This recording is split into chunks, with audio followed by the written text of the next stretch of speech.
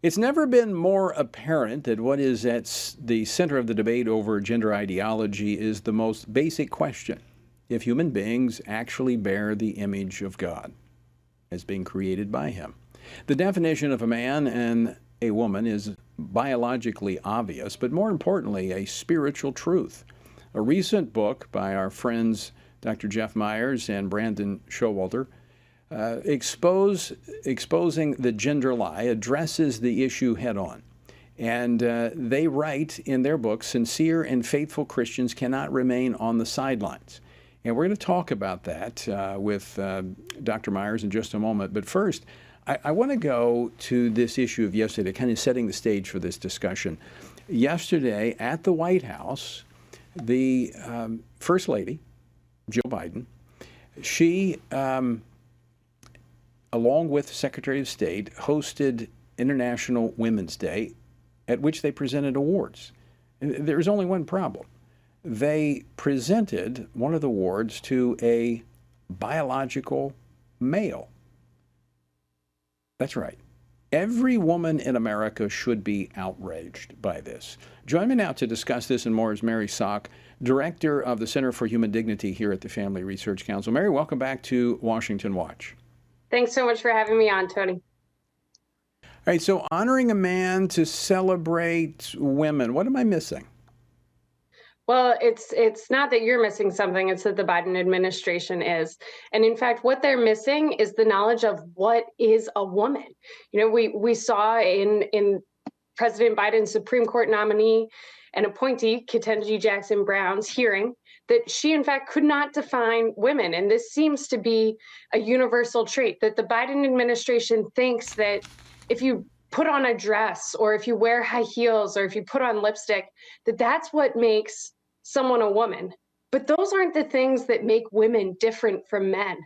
What makes women different from men is that written in our very DNA, written in our very bodies, in our physical makeup, is a space for another, that we are actually physically oriented towards others because it is within a woman that another exists, and her very body nourishes that other person. So that influences the way that women perceive the world, the way that they do everything, the way that we interact and the way that we view things.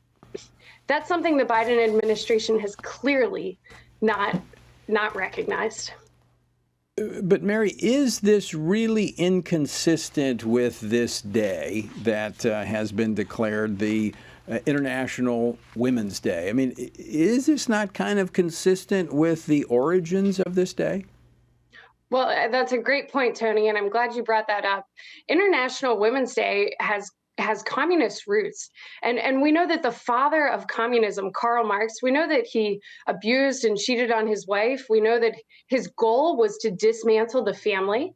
And this day was a day about women's quote unquote equality.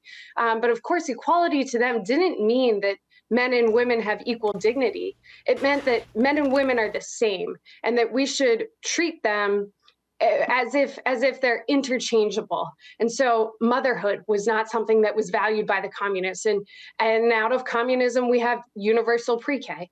We have out of communism, even more terribly, we have the first legalization of abortion.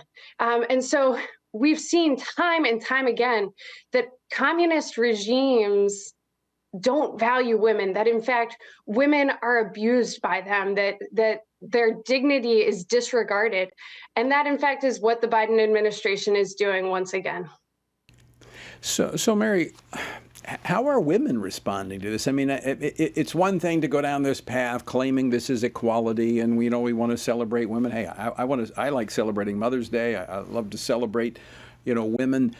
But this, I would think, is a bridge too far, that you're actually giving an award to a biological male. And we're seeing this play out elsewhere across society where, men, as you point out, put on heels, put on some lipstick and maybe grow their hair out. And they walk around acting as if they know what it's like to be a woman. Right. And I think we do have examples of women standing up against this. Riley Gaines, who has stood up against Leah Thomas, masquerading as a woman and competing in the NCAA championships as a woman, even though he is a biological male. Riley Gaines would have been a great choice to receive the Courage Award, someone who has actually stood up for the dignity of what it means to be a woman. And what I've seen from a lot of women is a lot of eye rolls. This thought that, every glass ceiling that was shattered, the Biden administration has worked to reinforce with cement.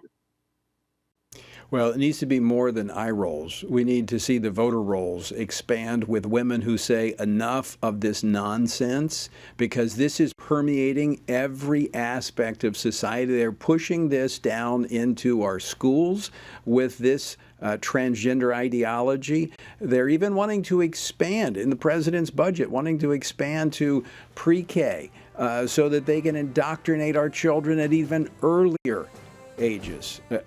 I tell you, if women have half the outrage I do over this, man, I would see change on the horizon. Mary, always great to see you. Thanks so much for joining us today. Thanks so much for having me.